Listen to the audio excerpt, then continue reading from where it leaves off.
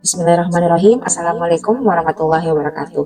Halo semuanya, perkenalkan nama saya Novia Nurianti. Saya adalah mahasiswi dari Universitas Megabuana Palopo, jurusan S1 Kebidanan tahun ajaran 2024-2025. Pada hari ini, saya akan menyampaikan materi tentang perspektif global dalam pelayanan kebidanan, mata kuliah kebijakan dalam kebidanan. Dalam materi perspektif global dalam kebidanan, terdapat 3 poin pembahasan yang akan kita bahas pada hari ini. Yang pertama, praktik kebidanan di daerah pedesaan. Yang kedua, praktik kebidanan di daerah perkotaan. Yang ketiga, kepercayaan dan adat istiadat dalam pelayanan kebidanan. Berikut penjelasan. Baiklah, sebelum kita mulai, saya akan mengulang kembali poin-poin pembahasan pada materi kali ini. Yang pertama, praktik kebidanan di daerah pedesaan. Yang kedua, praktik kebidanan di daerah perkotaan. Yang ketiga, kepercayaan dan adat istiadat dalam pelayanan kebidanan.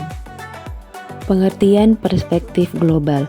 Perspektif global dalam pelayanan kebidanan adalah upaya untuk meningkatkan kompetensi bidan agar dapat menurunkan angka kematian ibu dan anak. Perspektif global bertujuan untuk meningkatkan standar pelayanan kebidanan di seluruh dunia, serta untuk mencapai tujuan global dalam hal kesehatan ibu, bayi, dan keluarga.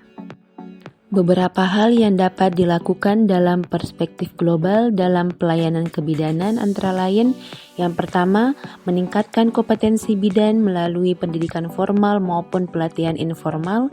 Yang kedua, mensetarakan kualitas pelayanan kesehatan ibu dan anak di seluruh Indonesia. Yang ketiga, melakukan penelitian kesehatan keluarga dan keluarga berencana. Selanjutnya, praktik kebidanan di daerah pedesaan. Praktik kebidanan di daerah pedesaan termasuk tantangan dan strategi untuk memberikan pelayanan kebidanan yang berkualitas di lingkungan pedesaan. Ini juga mencakup peran bidan dalam memberikan perawatan antenatal atau kehamilan, persalinan, dan pasca persalinan, serta upaya untuk meningkatkan akses dan kualitas layanan kebidanan di daerah pedesaan. Berikut beberapa peran bidan di desa, yaitu pertama, memberikan layanan kesehatan ibu dan anak seperti pemeriksaan kehamilan, persalinan, dan perawatan pasca melahirkan. Yang kedua, melakukan konseling dan pelayanan keluarga berencana. Yang ketiga, memberikan konseling mengenai makanan bergizi, obat-obatan, dan vitamin yang dapat ibu konsumsi. Yang keempat, berperan sebagai pendidik, penggerak, fasilitator, dan mediator dalam menggerakkan dan memberdayakan masyarakat. Praktik kebidanan di daerah perkotaan. Praktik kebidanan di daerah kota sering berbeda dengan praktik kebidanan di pedesaan karena karakteristik lingkungan yang berbeda dan ketersediaan fasilitas kesehatan yang lebih baik.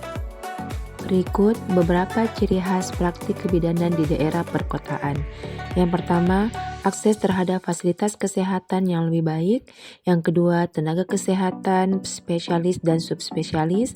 Yang ketiga, penggunaan teknologi medis yang lebih maju. Yang keempat, kemitraan dengan profesional kesehatan lainnya. Yang kelima, pelayanan kesehatan reproduksi yang komprehensif. Yang keenam, penekanan pada pelayanan persalinan yang aman. Selanjutnya, kepercayaan dan adat istiadat setempat. Aspek sosial dan budaya sangat mempengaruhi pola kehidupan manusia.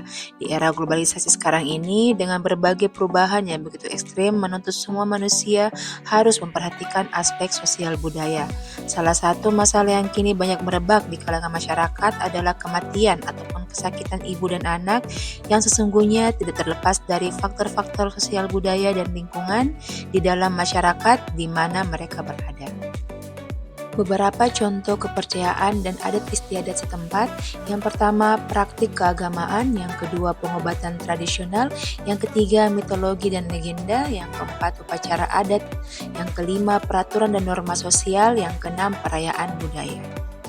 Praktik kesehatan tradisional dapat memiliki efek yang bervariasi, baik menguntungkan maupun merugikan, tergantung pada konteksnya dan bagaimana praktik tersebut diimplementasikan. Berikut beberapa hal yang perlu dipertimbangkan dalam mengimplementasikan kepercayaan dan adat istiadat setempat dalam pelayanan kesehatan. Yang pertama, keuntungan. Berdasarkan eksibilitas dan biaya, praktik kesehatan tradisional seringkali lebih mudah diakses dan lebih terjangkau daripada perawatan medis modern, terutama di daerah-daerah terpencil atau dengan akses terbatas terhadap layanan kesehatan.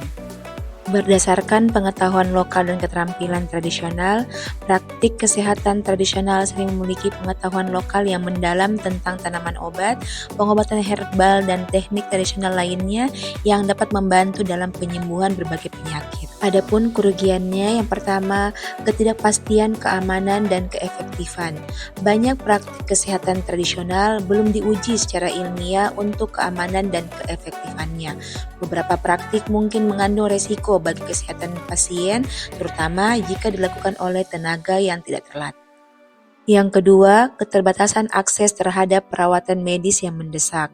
Bergantung sepenuhnya kepada praktik kesehatan tradisional dapat mengakibatkan penundaan atau kegagalan dalam perawatan medis yang mendesak, terutama pada kasus-kasus penyakit serius atau kondisi yang membutuhkan intervensi segera.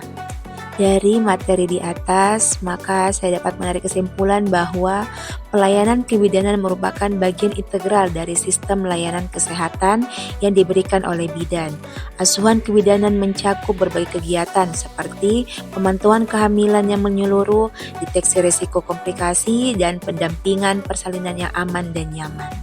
Analisis perbedaan dalam praktik kebidanan antara desa dan kota, baik dalam konteks nasional maupun internasional, ini mencakup faktor-faktor yang menyebabkan perbedaan tersebut, seperti aksesibilitas layanan kesehatan, infrastruktur, kebijakan pemerintah, dan budaya masyarakat. Sebagai seorang bidan, sangat ditekankan akan pelayanan yang maksimal.